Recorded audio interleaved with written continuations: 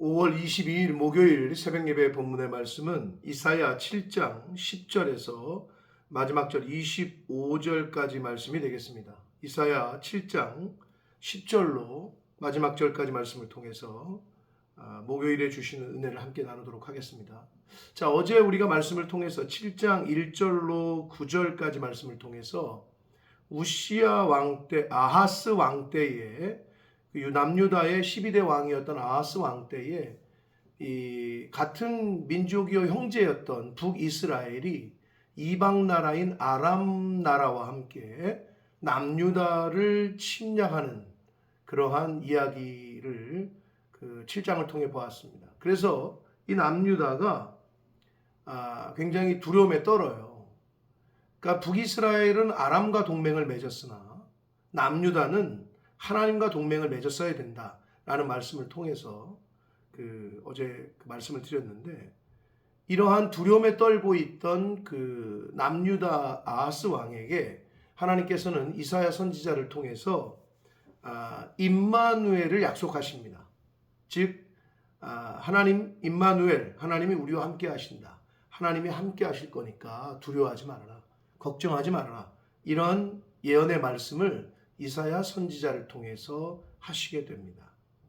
자, 그럼에도 불구하고 그 남유다는 하나님의 그 언약의 약속의 말씀을 믿지 못하고 의지하지 않고 결국에는 그 하나님의 말씀을 저버리고 불순종하고 이사야 선지자의 그 말씀을 하나님의 종의 하나님의 선지자의 말씀을 귀담아 듣지 않고 결국에는 멸망을 당하게 되는 그러한 내용의 말씀이 7장 오늘 본문에 담겨져 있는데, 오늘 말씀을 통해서 주시는 교훈을 함께 받도록 하겠습니다. 10절입니다.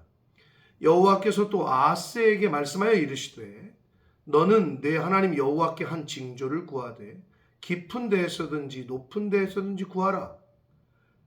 깊은 데는 음부를 얘기하는 거고요. 땅, 그리고 높은 데는 하늘이거든요.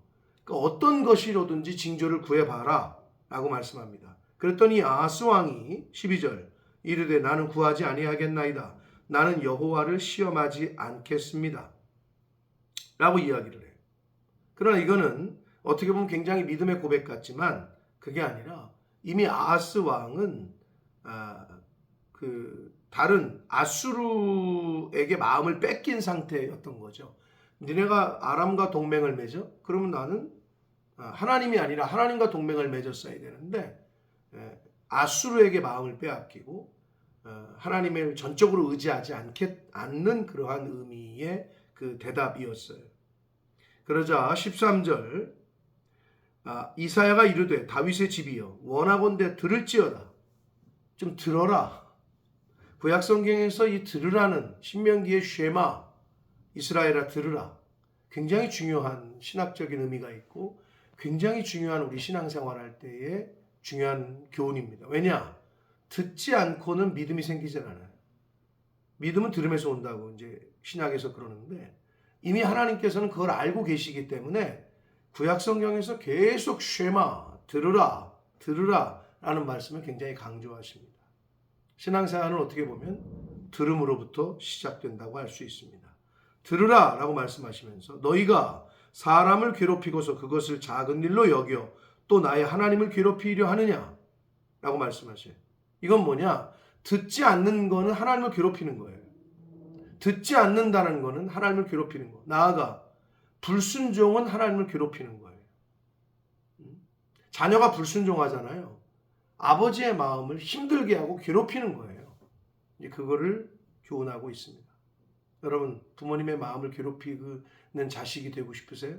하나님 아버지의 마음을 힘들게 하고 어렵게 하고 괴롭히는 자녀가 되고 싶으세요? 우린 그러지 말아야 됩니다. 그러지 않으려면 첫 번째는 잘 듣는 거예요. 귀 기울여 잘 듣고 나아가 순종하는 것입니다.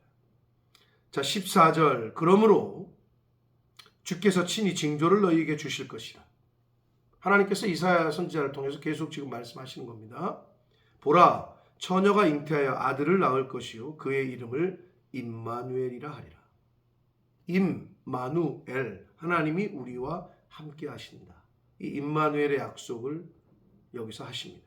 근데 이거는 임마누엘, 즉 이거는 예수 그리스도를 상징하는데 예수 그리스도의 메시아의 이 땅에 오심을 예언하는 말씀인데 예수 그리스도가 이 땅에 오시기 전 이사야 시대는 언제냐? 약 700년 전이었던 거예요. 700년 전 후에 일어날 일을 하나님께서는 이사야를 통해서 말씀을 하십니다. 그러시면서 그가 악을 버리며 선을 택할 줄 알 때 그래요. 이거는 히브리 민족은 히브리 사람들은 12살에서 14살 즉 예수 그리스도께서 메시아가 이 땅에 오셔서 한 14세 정도가 됐을 때에 엉긴 젖과 꿀을 먹을 것이다 라는 비유의 말씀을 하십니다.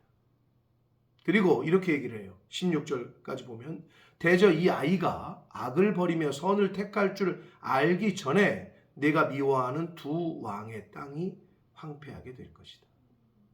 이게 복선의 의미가 있는데 물론 장기적으로는 예수 그리스도 메시아의 의미가 되겠고 그리고 이 당시로 말하면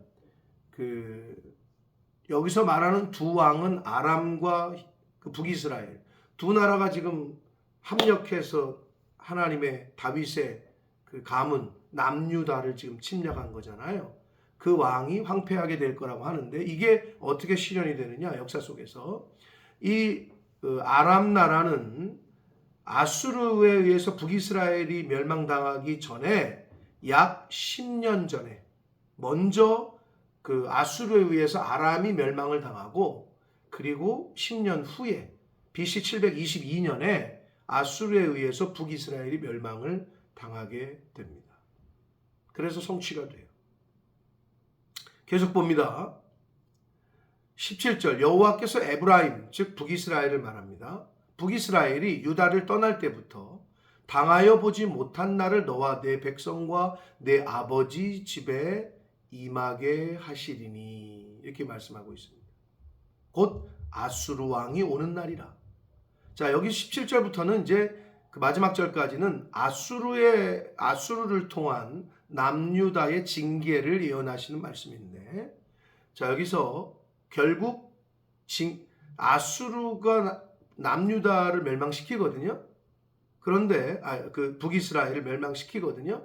그런데 궁극적으로는 자 아수르가 북이스라엘을 바벨론이 남유다를 최종적으로 그렇게 역사 속에서 침략해서 멸망을 시키지만 궁극적으로는 그 주체는 하나님이심을 성경은 계속해서 이야기하고 있습니다.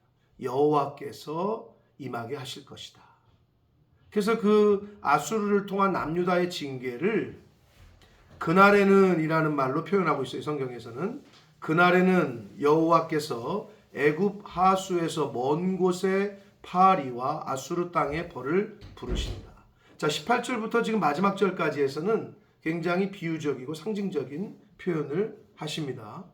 궁극적으로는 아수르를 통한 남유다의 징계를 이렇게 표현을 하고 있습니다. 19절 다 와서 거친 골짜기와 바위 틈과 가시나무 울타리와 모든 초장에 앉을 것이다.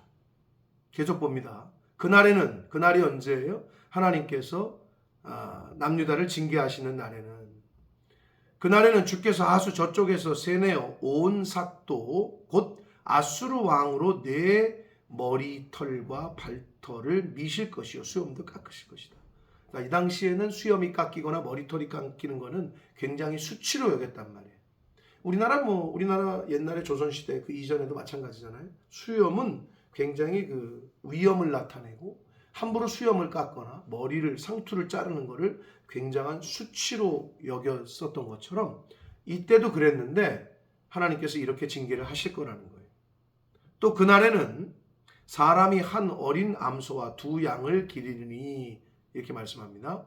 그것들이 내는 젖이 많으므로 엉긴 젖을 먹을 것이라.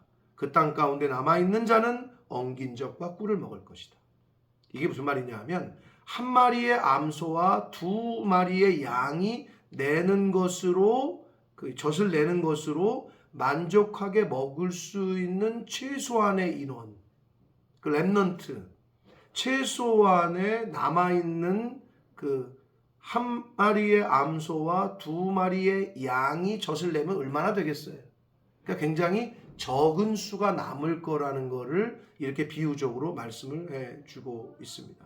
그래서 하나님의 은총이 아직은 남아있을 것이다. 심판을 하지만 그럼에도 불구하고 하나님의 은혜와 은총이 있을 것이다. 여러분, 성경을 보면 하나님은 징계를 하실 때, 자, 요나서를 보면은 그 요나가 이제 물고기 뱃속에 들어가잖아요. 그런데 하나님은 요나에게 그 풍랑을 맞이하게 하시고 바다에 던져짐을 당하는 그러한 고난을 겪게 하실 때 하나님께서는 큰 물고기도 함께 준비하신다는 거예요. 하나님께서는 하나님의 백성들을 징계하는 목적이 회복과 구원이지 죽이려고 하는 게 아니기 때문에 성경 여러 곳에서는 그러한 그 하나님의 은혜와 그 사랑이 함께 오고 있다는 거. 여기서도 마찬가지죠. 아수르를 통해서 치시지만 그럼에도 불구하고 그 징계의 목적은 구원과 회복이기 때문에 한 마리의 암소와 두 마리의 양을 준비해서 믿음을 지킨 자들, 렘넌트들, 남아있는 사람들은 그렇게 하나님이 은혜를 베푸신다는 것을 이렇게 표현을 해주고 있습니다. 23절, 그날에는 1000그루의 은 1000개의 가치가 있는 포도나무가 있던 곳마다 찔레와 가시가 날 것이다. 이렇게 말씀합니다. 온 땅에 찔레와 가시가 있으므로 화살과 활을 가지고 그리로 갈 것이다. 이건 뭔 말이냐 하면 황폐해진다는 거예요, 땅이. 그럼 황폐해진 땅에는 사람이 사는 게 아니라 들짐승만이 살게 된다는 거예요. 그럼 들짐승이 있으니까 어떻게 해? 위험하니까 화살과 활을 가지고 가게 되는 땅이 될 것이라는 것을 이렇게 표현을 해주고 있습니다. 25절 봅니다. 보습으로 갈던 모든 산에도 찔레와 가시 때문에 두려워서 그리로 가지 못할 것이다. 자, 삽이나 쟁기로 땅을 갈아엎어서 농사를 짓던 또는 뭐 먹을 거를 심던 이런 곳에 찔레와 가시 때문에 가지 못하는 땅이 되고 그 땅은 소를 풀어놓으며 양이 밟는 곳이 될 것이다. 이렇게 말씀합니다. 그러니까 황폐해진다는 거예요. 사람이 살지 못하는 곳이 된다는 거예요. 자, 이 예언의 말씀은 결국 BC 722년에 이 남유다가 북이스라엘이 BC 722년에 아수르에 의해서 이제 북이스라엘이 멸망당하고 아수르에 의해서 이 남유다도 계속해서 침략을 받고 어려움을 당하는 그러한 그 예언의 말씀으로 이 7장이 끝이 나고 있습니다. 사랑하는 성도 여러분, 우리가 이사야서를 함께 지금 계속 보고 매일마다 아침마다 이걸 보고 또 묵상하면서 주시는 교훈이 뭐 그 당시의 역사적인 이야기다라고 그치면 안 되겠고 오늘날의 영적으로 우리에게 주시는 교훈이 무엇인가를 매일매일 나에게 주시는 교훈, 나에게 주시는 레마의 말씀이 무엇인가를 그런 열린 마음으로 이 말씀을 우리가 들어야 되는데 하나님께서는 하나님의 백성들을 징계하시고 심판하시는 것이 죽이려는 게 아니라 궁극적인 목적이 멸망이 아니라 궁극적으로는 회복과 구원이시라는 거. 그리고 여기서 지금 임마누엘을 약속하시잖아요. 그래서 이 예언의 말씀은 700년 후에 예수 그리스도 메시아가 이 땅에 오심으로 완전히 성취가 됐고 메시아가 이 땅에 오셨을 때, 즉 예수 그리스도가 태어날 때에 이 천사를 통해서 또 이 임마누엘의 이 말씀을 다시 한번 복음서에 보면 언급을 하시잖아요. 사랑하는 성도 여러분, 하나님의 자녀된 우리들은 그러니까 이 세상을 살 때 어떤 믿음으로 살아야 되느냐, 어려움이 올 수 있어요. 하나님이 하나님의 백성들 자녀들을 징계하시는 목적은, 고난과 환난을 주시는 목적은 바로 구원과 회복에 있다. 이거를 딱 픽스를 하셔야 돼요. 그래야 두려움이 없고 그래야 이 땅을 살면서 승리할 수 있는 그러한 믿음 생활을 할 수 있습니다. 그러므로 지금 여러분이 각자 개인이 처한 환경과 상황이 다 다를 수 있습니다. 그러나 그럼에도 불구하고 고난과 환난과 어려움이 닥쳤을 때 어떻게 해야 된다?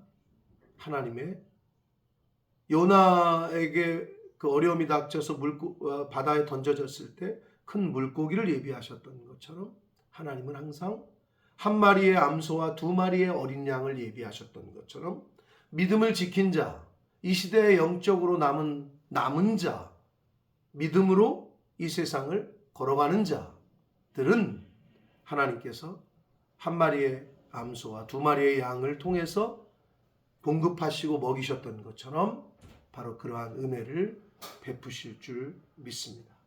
그러므로 그러한 믿음으로 오늘을 사시고 또 하나님이 부르시는 그날까지 그러한 믿음으로 이 세상을 살아가는 저와 여러분이 되시기를 예수 그리스도 이름으로 축복합니다.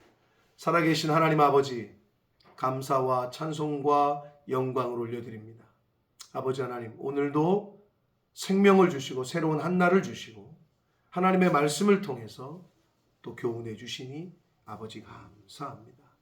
오늘 주신 그 은혜의 말씀, 또 진리의 말씀을 가슴에 잘 새기고 내가 지금 인생을 살아가며 당면하고 만나는 환난과 고난이, 어려움이 왜 예수를 믿고 신앙생활을 잘해도 이렇게 어려움이 오는가? 왜 고난이 오는가? 왜 환난이 오는가?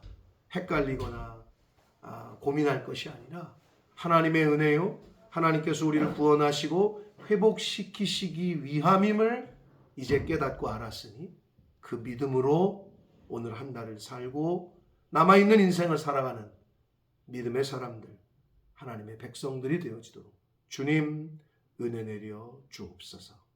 예수 그리스도 이름으로 축복하며 기도 올리옵나이다. 아멘.